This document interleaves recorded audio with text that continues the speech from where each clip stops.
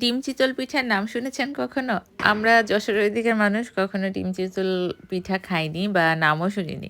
তবে নোয়াখালীর মানুষ এগুলা খুব পছন্দের খাবার এবং খেতে আসলেই খুব মজা লাগে। আমার বিয়ের পরে আমি আমার শাশুড়ির কাছে শিখেছি এই খাবারটা খাওয়া বা বানানো। তো চলুন দেখি কিভাবে ডিম চিতল পিঠা বানাই। যারা নোয়াখালী বা চট্টগ্রামের ওদিকে তারা হয়তো সবাই জানেন। আর যারা অন্য এলাকার তারাও জানতে পারেন, অনেকেই হয়তো জানেন না।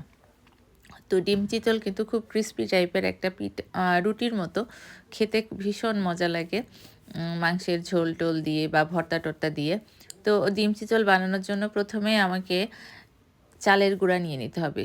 একদম শুধু চালের গুঁড়া, আর কোনো ময়দা বা আটা কিছু দেওয়া যাবে না। চালের গুঁড়া নিয়ে নিলাম আর দিয়ে দিই লবণ। এখানে অনেক পরিমাণ নেওয়া হয়েছে চালের গুঁড়া, কারণ আমরা অনেকে মিলে খাবো তো, এই জন্য একটু বেশি করেই বানানো হচ্ছে। আর তারপরে দিয়ে দিচ্ছি কুসুম কুসুম গরম পানি, বাট ঠান্ডার সময় না থাকলে রুম টেম্পারেচারের পানি দিলেও হবে।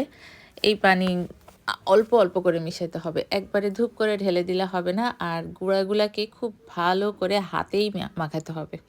আমার শাশুড়ি আম্মা এটা হাতেই মাখান, কারণ হাতে মাখালেই নাকি ভালো হয়। কোনো কিছু দিয়ে হ্যান্ড বিটার বা অন্য কিছু দিয়ে করলে খুব একটা নাকি ভালো হয় না। যাই হোক, এই জন্য হাতেই মাখাচ্ছি।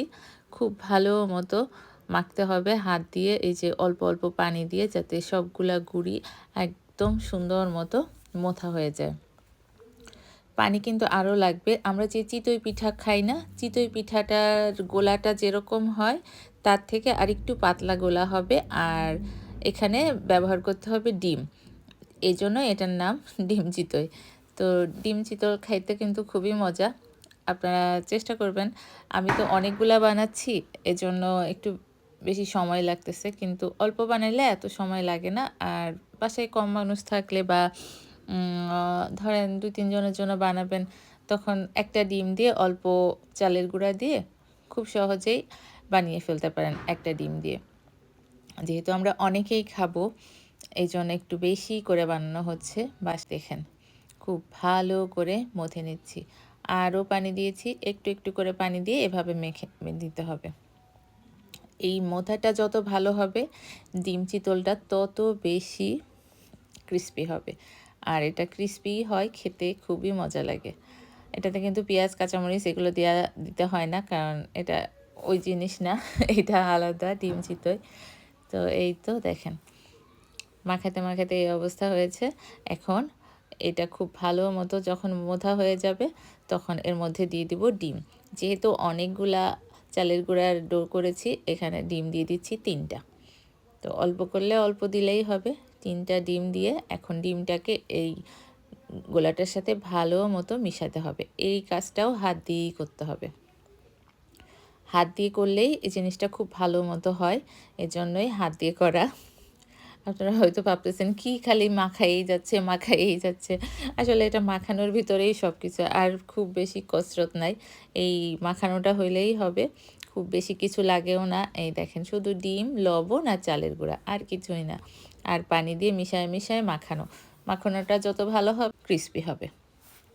তো ডিম চিতই বানিয়ে খাওয়ার জন্য আর কি লাগবে হচ্ছে বিভিন্ন ধরনের ভর্তা, অথবা হাঁসের মাংস, অথবা গরুর মাংস, যে কোনো মাংসের ঝোল দিয়ে এটা খেতে বেশি ভালো লাগে। তো আমরা গরুর মাংস দিয়েই খাই বেশি। গরুর মাংস রান্না করা ছিল আর বিকেলবেলা, এর জন্য এটা মেখে আধা ঘন্টা বা ৩০ মিনিট রেখে দিতে হবে। এই যে পুরাটা যখন খুব ভালো মতো ডিমটা মিক্সড হয়ে যাবে, তখন আমি আরও পানি দিয়ে এটাকে পাতলা করে ফেলবো। পাতলা করে ফেলবো, কারণ এটা যে চিতই পিঠা যেরকম হবে তার থেকে আর একটু পাতলা হবে, তাহলে এটা সুন্দর মতো ডিম চিতই হবে। এটা মেখে আপনারা কিছুক্ষণ রেখে দিবেন, অ্যাটলিস্ট ৩০ মিনিট রাখলে ভালো, আর না হলে ১ ঘন্টাও রাখতে পারেন। তো আমি এটা সন্ধ্যার আগ দিয়ে রেখে দিয়েছিলাম, তারপরে ১ ঘন্টা মতো ছিল, তারপরে বানিয়েছিলাম। এই দেখেন, ঠিক এরকম হবে। এটা কিন্তু চিতই পিঠার ডোটা থেকে একটু পাতলা।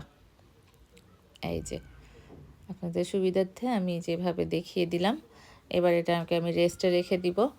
আর তারপরে চুলার উপর দিয়ে দিব একটা ফ্রাই প্যান বা তাওয়া, যা কিছু দিতে পারেন। দিয়ে খুব ভালো মতো জাল বাড়ায় এটা গরম করে নিতে হবে, এটা খুব ভালো করে গরম করে নিতে হবে। তারপরে এই যে যেহেতু বড় ফ্রাই প্যান তাই আমরা চামচটা বদলে নিয়েছি। এই যে প্রথমটা একটু ছোট হয়েছে, এই দেখেন প্রথমেই দেখেন গোলাটা ভালো হয়েছিল দেখে একদম প্রথমেই ছিদ্র ছিদ্র মতো হয়ে গেছে। তারপরে 1 মিনিট মতো ঢেকে রাখবেন। ঢেকে রাখার পরে ঢাকনাটা খুলে আরও কিছুক্ষণ রাখতে হবে, আরও 1.5 থেকে 2 মিনিট মতো রাখলে এটা একদম ক্রিস্পি হয়ে যাবে। এই যে এইবার পুরাটা সুন্দর করে দেয়া হলো, পুরো ফ্রাই প্যানটা ভরে। আবারও এই যে 1 মিনিট মতো ঢেকে তারপরে আবার কিছুক্ষণ রেখে দিলে এটা এমনিই উঠে আসবে, কিছু করা লাগবে না, কারণ এটা যখন হয়ে যাবে ক্রিস্পি হয়ে যাবে তখন আর বেশি টানা হেঁচড়া করা লাগে না, এমনিই চলে আসে। এই যে গরুর মাংস দিয়ে তারপরে মজা করে খেয়ে নেবেন, এটা আসলেই খুব মজা হয়, চিতই পিঠা থেকেও মজা হয়। তো সবাই সুস্থ থাকবেন, বানিয়ে খাবেন। আল্লাহ হাফেজ।